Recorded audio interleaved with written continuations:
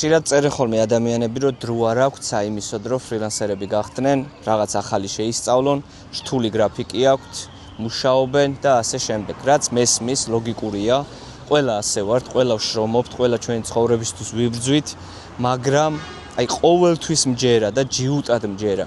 და თუ მეთანხმები დამიკომენტარე, რომ შესაძლებელია 1-2 ან 3 საათის გამოყოფა როგორმე, რომ რაღაც ახალი შეისწავლო. დილას 5 საათზე იქნება ეს, ღამის 3 საათზე იქნება თუ საღამოს 11 საათზე, არ აქვს მნიშვნელობა და აი გაგიზიარებ ჩემ გამოცდილებას, რას ვაკეთებდი ხოლმე, როცა კონსულტანტად მუშაობდი ერთ-ერთ მარკეტში. უფროსი არ მაძლევდა ხოლმე შესვენების უფლებას ისე ხშირად, როგორც მე მინდოდა. და ვიმიზეზებდი საპირფარეშოს, ჩავდიოდი დაბლა და საწყოში ვკითხულობდი ხოლმე წიგნს. და ის წიგნიც მახსოვს სელინჯერის თამაში ჭვავის ყანაში.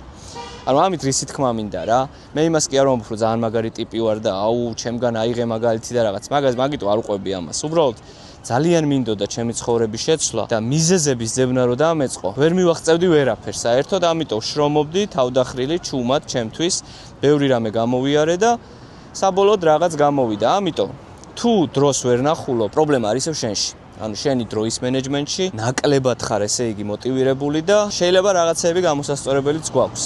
ამიტომ დაიწყე დღეში 1 საათით, მერე 2 საათი, 3 საათი და უეჭველად მიაღწევ წარმატებას. გახდები ფრილანსერი და მერე უკვე ყველაფერი დაგილაგდები. ესაა ჩემი გამოცდილება და არავის ხვის. აბა წარმატებები.